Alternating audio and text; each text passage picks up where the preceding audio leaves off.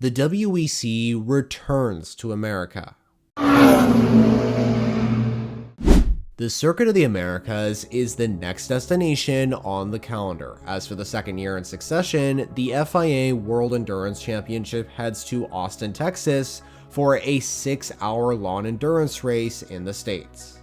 Heading into this event, there is a lot to talk about, including entry updates, past events, track specifics, BOP changes, championship battles, and of course much more. And this race preview will be detailing everything that you need to know ahead of Lone Star Le Mans in 2025. There is something about COTA whenever we come back for more WEC action. It's a proper race course, designed to withstand some of the greatest races in the world, and for fans to witness the ultimate racing experience in history. This year, the hype is as strong as it was before, as 36 cars take to the race course across the prototype and GT categories across this weekend.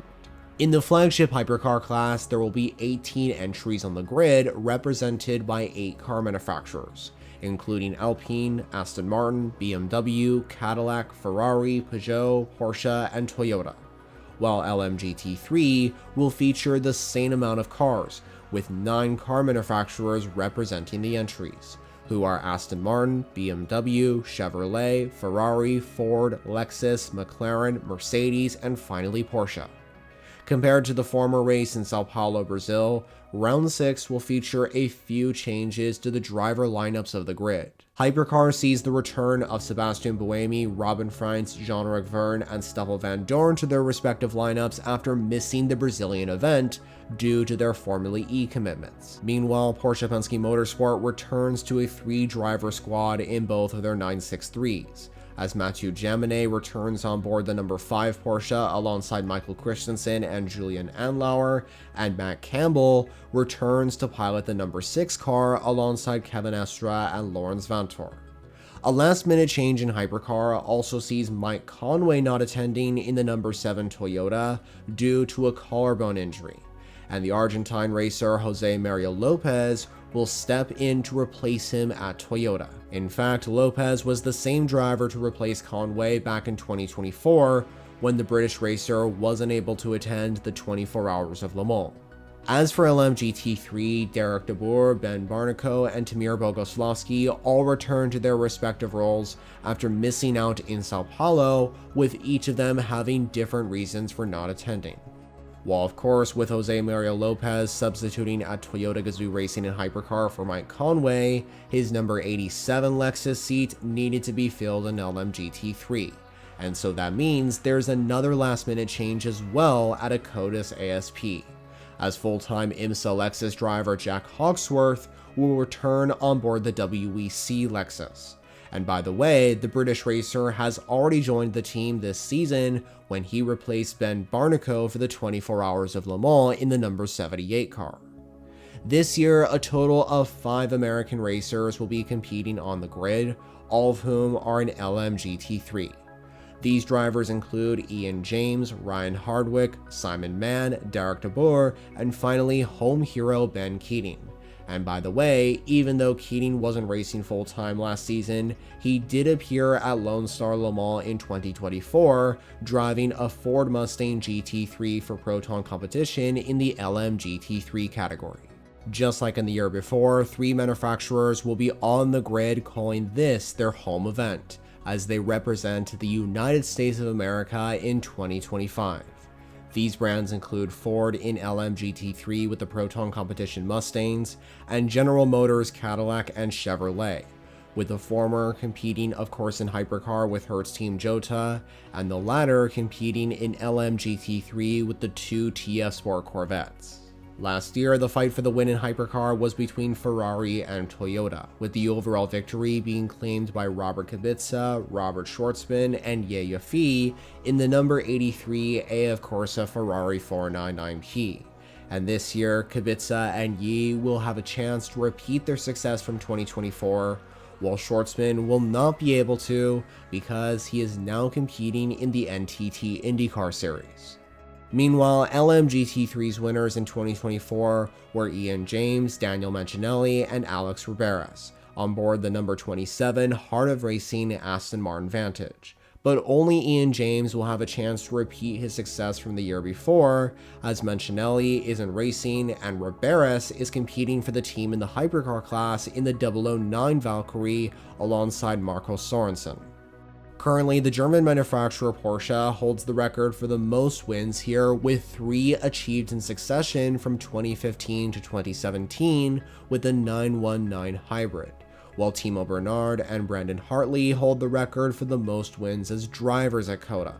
And Hartley has a chance to become the most successful driver in history at Lone Star Le Mans, although that would only be if he and Toyota Gazoo Racing can claim the overall victory, which would interestingly be Toyota's first win at COTA, which isn't common for the Japanese manufacturer, as they are the most successful brand in the championship and have won pretty much every race in the WEC besides this one and of course the Qatar 1812 kilometer. As for the track, the Circuit of the Americas is the newest course on the WEC calendar, with it being opened on August 21st of 2012. And the track is located just 15 miles away from downtown Austin, which is located in the US state of Texas. And COTA has 20 turns, which make up the 3.426 mile or 5.513 kilometer circuit.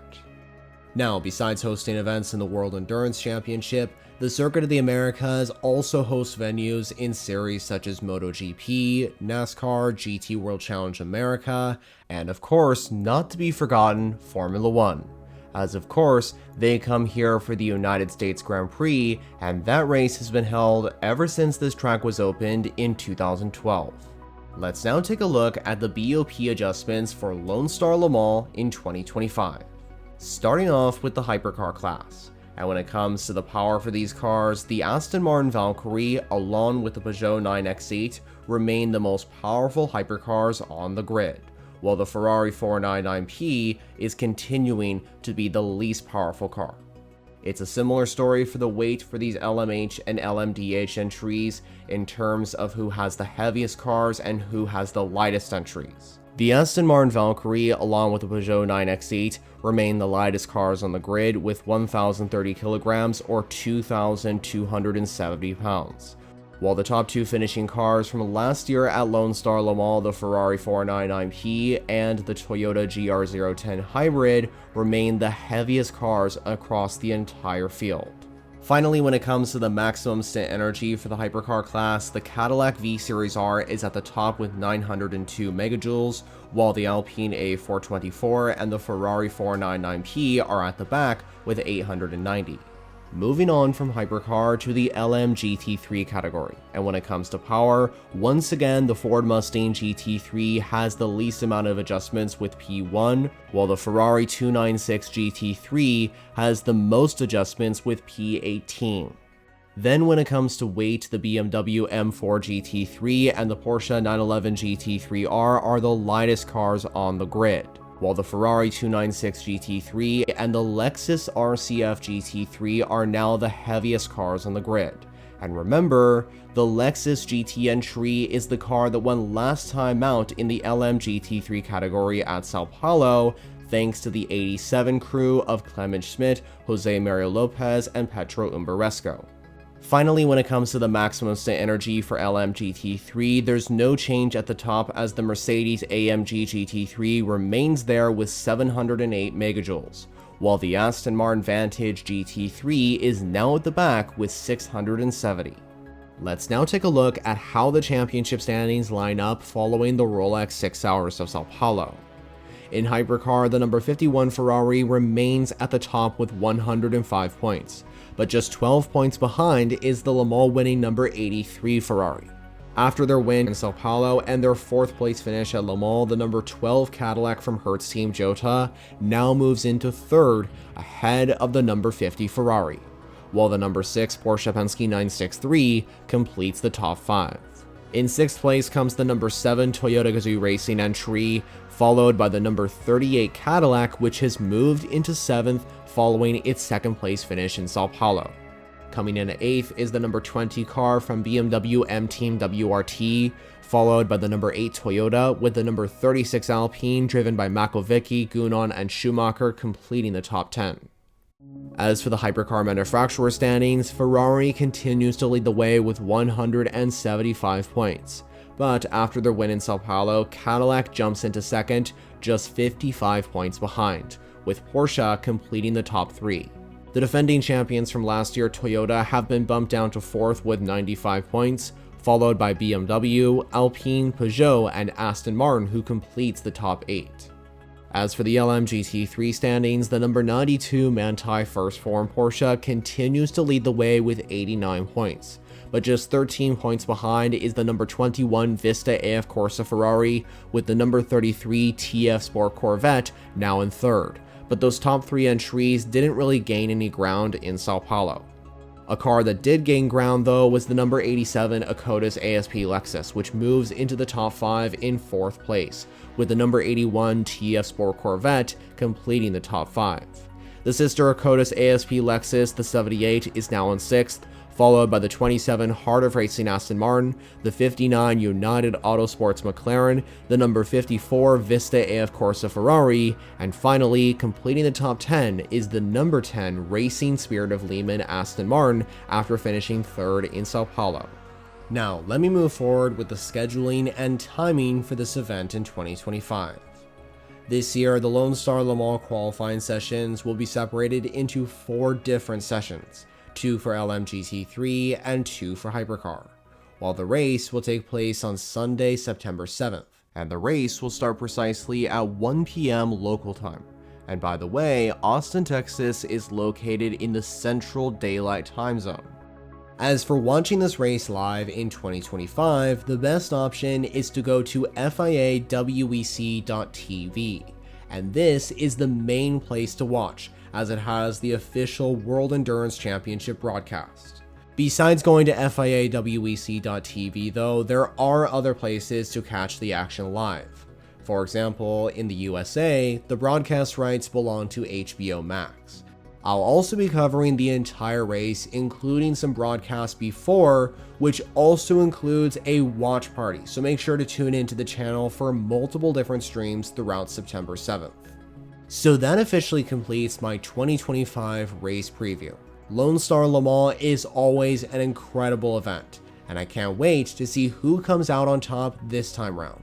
But I'm curious to know, who will you be supporting throughout this race? And who do you think is going to grab the winner's trophy in ALMS GT3 and the top hypercar class? Well, be sure to let me know all your thoughts on round 6 in the WEC in the comments below.